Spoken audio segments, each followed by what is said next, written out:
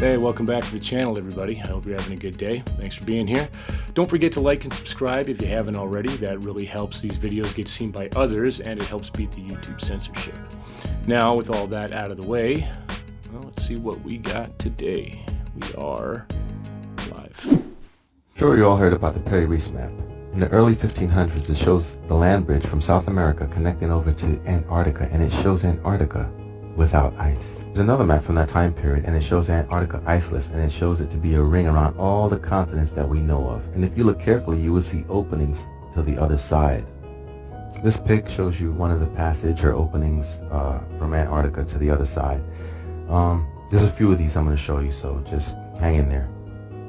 Here's another picture of the opening to the other side of the Antarctic wall. In other words, what I'm trying to say here, there's more land on the other side, and they've been hiding all this from you. And of course, I saved the best one for last. This one here was the one Admiral Byrd was speaking of. If you look carefully, you can even see land on the other side. Watch this video. Admiral Byrd, you've been to both the North Pole and the South Pole.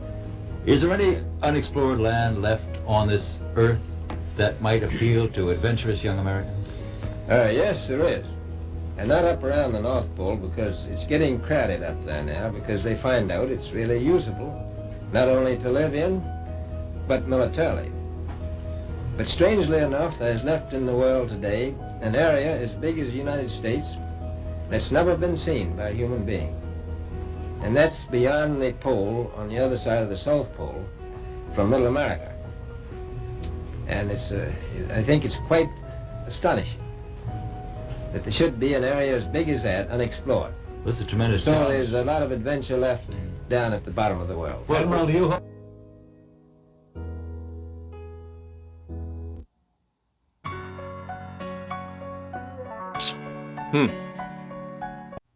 No ice around any of these areas, okay? There's North America, South America, Africa, India, Russia, China. Okay, so very similar to this map. North America, South America, Africa, India, China, Russia, okay? Only thing different, Australia. There is no Australia here because it hasn't been discovered yet. This is 1587. Australia wasn't discovered until 1606. So that's why that's not there. But my main question is, if this is a globe flattened out and this is on the bottom, right? What the fuck is this? There's no ice on it. And guess what? Antarctica hadn't been discovered yet. Antarctica was discovered in 1820. If you look, well, look, there's an alligator, there's a camel, warm weather animals. So, you want to explain to me, first thing, what the hell is this, all this land? And second thing, what froze them? What happened between 1587 and 1892 where those areas got frozen? History is written by the victor, and by now, you've heard of the mud floods, right? Well, if you have, hang on. I gotta show you something, and if you haven't, well, you should stick around too. First, I want to show you actual evidence of said mud flood, with things like this, of these windows built literally into the ground. This is St. Mary's Church in Kenosha, Wisconsin, and just wait till you see the rest of this, and how this building used to be much lower. You see, not only does the construction of this building not make any sense, where windows are literally built into the ground and stairs are built way up to the top, even though the windows are built into the ground, and it seemed like it used to be on a much lower level and some of this stuff was just added. But come on, the intricacies of this limestone building built in the early 1900s, things don't add up. And I'm going to give you a theory of what I think happened with the mud flood, and it's based on very, very recent events. Recent events of the multiple hurricanes that have hit Florida in just the past few weeks, when there's also another hurricane supposedly on the way. Look at this. There used to be a pool here. There was a pool buried in the ground, and this sand and mud is halfway up the building. Kind of reminds me a lot of the images of the mud floods you see. If you look up mud floods, you're going to see a whole lot of images like this, including buildings in Washington that are half covered in mud. And if you spend any time whatsoever, even on Google, researching the patents that governments have for creating weather, and how some of them are very, very old, it makes you wonder, maybe some very devastating weather came through the entire United States and in fact the entire world over and over and over again and covered the entire landscape in dozens of feet of mud. To me, it's not out of the realm of possibilities, especially when you know they do have their finger on the button. It is that easy. But of course, I know the mud flood is just some sort of conspiracy that didn't actually exist, and it definitely isn't to cover up a certain millennial reign of a certain person. And that even though we didn't have the technology to build beautiful structures like this in the early 1900s, late 1800s, we still figured out how. We just weren't smart enough to figure out not to bury half the windows in the ground and then also have to build a giant staircase up to the door. We were smart enough to figure out how to do that, but not smart enough how to not cover the windows with half of the landscape. This is all for entertainment purposes, of course. You know me, I'm a satire account. Yeah, I briefly touched on that in my last video. He's absolutely right. Girls all over the world. One of the ones I can talk about, it's an underground facility in New Mexico, and it's a very large building. Inside these buildings, they can fly drones. Very large facility that has quarter-mile stretch inside. And they can fly these drones into the portals and program them to fly back out. And they're trying to figure out this highway of portals through the universe. They're trying to map that now. And that has to do with a lot of the ley lines of the universe. There's a lot of ley lines that are not just here on Earth, but they go from planet to planet and to solar system to solar system. And these are energy highways that extraterrestrials use and that we use to get us amongst the stars. Color me skeptical on that one, but you never know.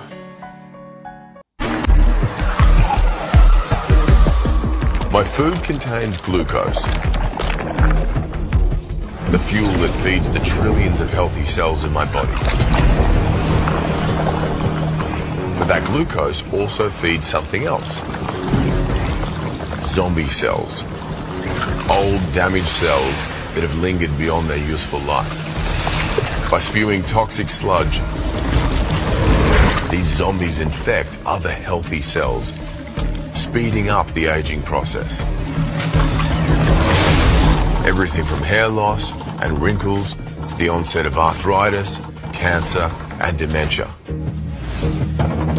But what scientists have realized is that when we fast and cut off the supply of glucose, that zombie army is starved of energy, which saps them of their power. When food is plentiful, our body stores excess energy in the form of fat, under the skin and around the internal organs. When food is scarce, that fat is sent to the liver, where it's turned into an alternative fuel source called a ketone. And it's these ketones which provide the emergency power source, not only for our bodies, but also our brains. Remember those toxic zombie cells aging my body? Well, they're not the only things getting dealt with. Even inside my healthy cells, there's wear and tear.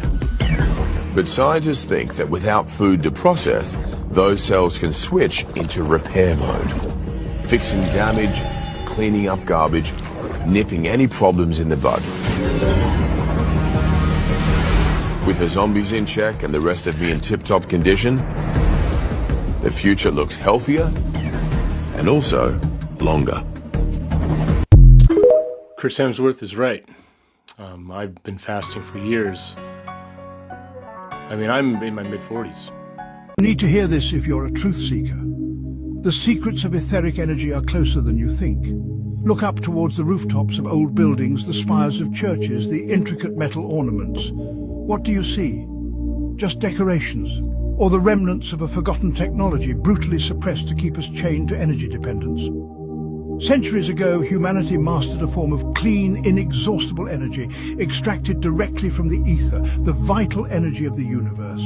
Etheric antennas, disguised as architectural ornaments, captured this energy and distributed it freely to communities.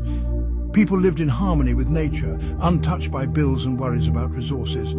But the ruling elite, hungry for power and control, saw this freedom as a threat. Thus began the suppression of etheric energy, a dark conspiracy orchestrated over generations. Brilliant inventors like Tesla were discredited and their discoveries hidden. Education was manipulated to erase any trace of this technology from collective memory.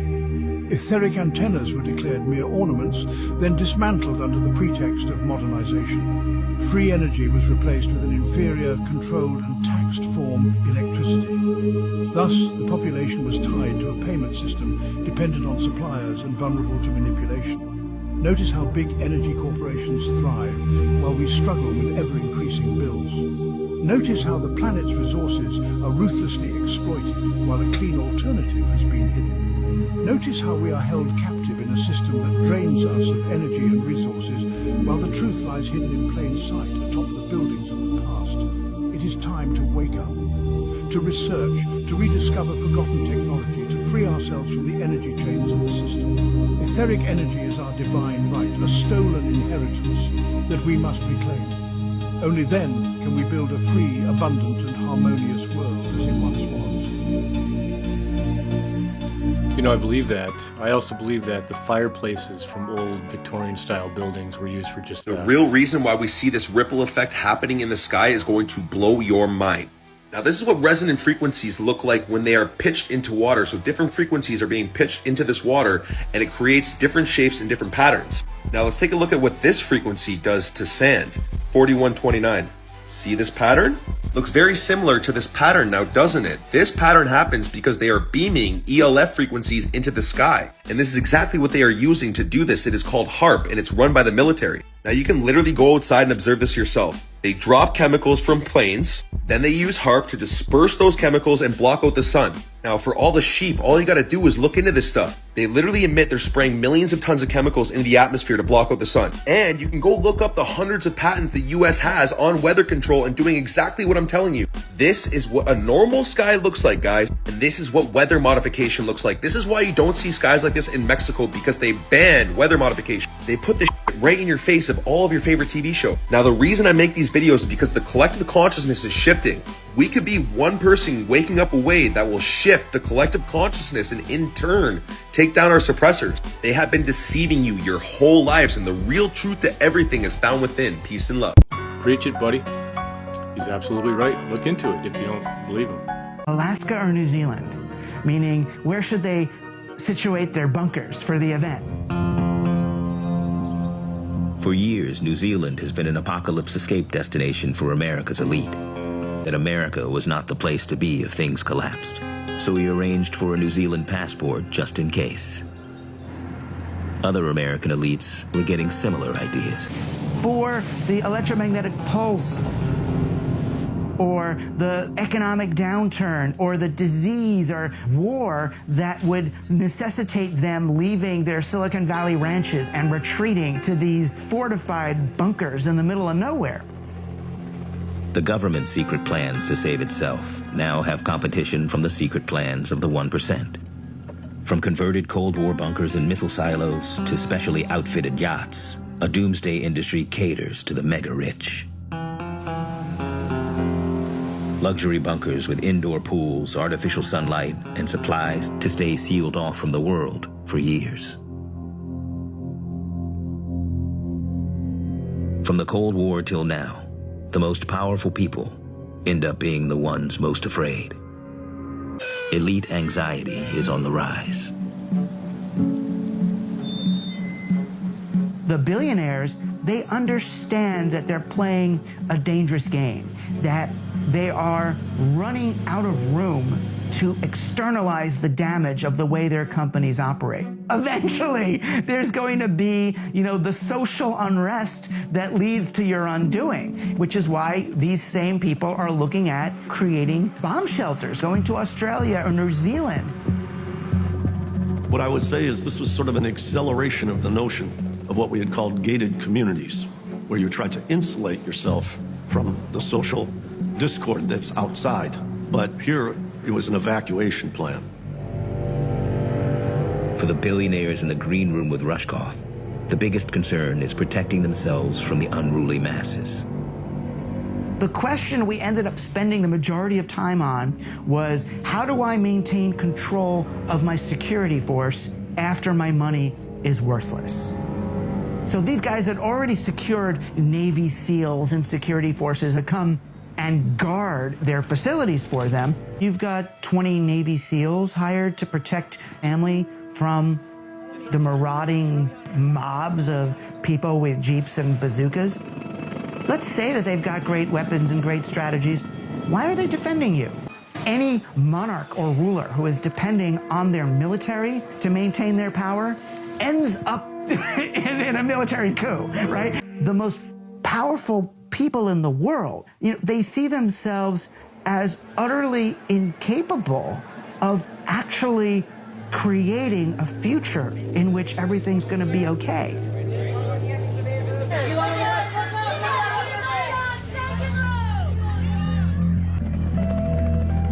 They're going to bet all their money on how do they, as individuals, somehow survive that disaster.